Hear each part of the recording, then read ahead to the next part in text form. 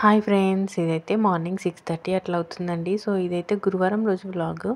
ఇంకా మార్నింగ్ అయితే లేసాను. లేచినాక బచ్చల కూర ఉండేదండి. బచ్చల కూర ఉంటే ఇంకా పప్పు వేసి వండుదాం అనేసి చేశాను. బట్ ఆ మరుసటి రోజు ఏం చేశానంటే దోసకాయ పప్పు వండాను అన్నట్టు. అది ఉంది కదా, ఇంకా మళ్ళీ దోసకాయ పప్పు, మళ్ళీ బచ్చల కూర పప్పు, మళ్ళీ అందులో కందిపప్పేనా అనేసి ఏం చేశాను, పెసరపప్పు వేశానండి. అంటే కొంచెం పొడి పొడిగా చేద్దాం అనేసి పెసరపప్పుతో వండుతున్నాను. మార్నింగ్ అయితే అస్సలు లేవాలనిపించట్లేదండి. ఏమన్నా చలి పెడుతుందా, అసలు నాకు మెలకు రావట్లేదు. రేపు పొద్దున్నే లేవాలనేసి ఏం చేశానంటే, నేను 5కే అలారం పెట్టుకుంటాను, డైలీ పెట్టుకుంటాను. బట్ లేవడం మాత్రం 6:30కి అట్లా లేస్తాను. మీరు కూడా అట్లనే చేస్తారా నాలాగా? సో కొంచెం దోసపిండి ఉంది, పచ్చడి చేసుకుందాం అనేసి అయితే పల్లీలు వేయించుతున్నాను. ఫస్ట్ పల్లి గింజలు వేయించుదాం అనుకున్నాను. బట్ ఈ కొన్నిటిని ఏం వేయించాలనేసి అన్ని అల్లనే వేసి ఇక గోలిస్తున్నాను. బయట తుడుచుకొని ముగ్గు పెట్టుకున్నానండి. మా ఎదురుగానే ఇంకో ఫ్లాట్ ఉంటుందండి వాళ్ళది. సో వాళ్ళైతే ఒరిస్సా వాళ్ళు, బతికిపోయానండి. వాళ్ళైతే తెలుగు వాళ్ళు కాదు, ఎందుకంటే తెలుగు వాళ్ళు అయితే ఏదో ఒక గొడవ ఏమో బహుశా. కాకపోతే వాళ్ళు ఒరిస్సా వాళ్ళు అన్నట్టు. ఇంకో ప్లస్ పాయింట్ ఏంటంటే వాళ్ళకి తెలుగు రాదు, నాకేమో హిందీ రాదు.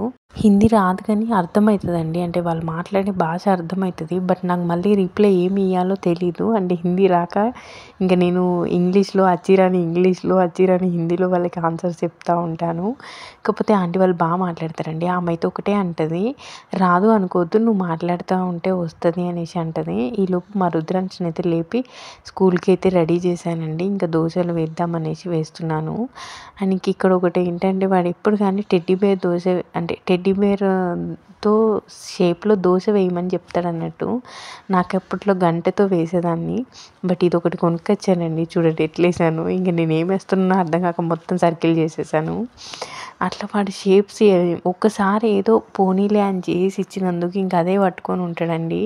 సో వాడినైతే స్కూల్కి పంపించేశాను. ఇంకా ఈ చిన్న బడుద్దాయి కానీ స్నానం పోసి వీడికి రెడీ చేశానండి. టెంపుల్కి వెళ్దాం అనేసి అనుకుంటున్నాము, సాయిబాబా టెంపుల్కి. చాలా రోజులు అవుతుంది, మాకు దగ్గరలోనే ఉంది కానీ టెంపుల్ అసలు ఒక్కరోజు కూడా వెళ్ళలేదండి. ఒక 2 టైమ్స్ ఏమో వెళ్ళాను. నేనైతే పిల్లలకి సెటాపిల్ లోషన్ పెడతానండి. నిజంగా పిల్లలకి నిజంగా మంచి వర్క్ చేస్తుంది అది. అంటే స్కిన్ పరంగా కానీ బాగుంటుంది. సెటాపిల్ క్రీమ్స్ అన్ని ప్రొడక్ట్స్ మంచివండి సెటాపిల్లో. అంటే పెద్దవాళ్ళకి మనకి కూడా దొరుకుతాయి, కాకపోతే కొంచెం కాస్ట్ ఎక్స్పెన్సివ్గా అనిపిస్తుంది. ఓకే, ఇదైతే షెబామెడ్ లిప్ బామ్ అండి. ఈ మధ్యన తీసుకున్నాను, ఎందుకంటే పిల్లలకి ఇద్దరికి పెదవులు డ్రై అయిపోతున్నాయి. ఇంకా మా ఆయన అయితే ఆఫీస్కి ఇప్పుడే రెడీ అవుతున్నాడు. ఇక్కడ చట్నీ అయితే పట్టేసుకుంటున్నానండి. చట్నీ పట్టేసుకొని ఆయనకైతే టిఫిన్ రెడీ చేయాలి. నేనైతే గుడికి వెళ్ళేసి వచ్చి తిందామనేసి ఫిక్స్ అయ్యాను.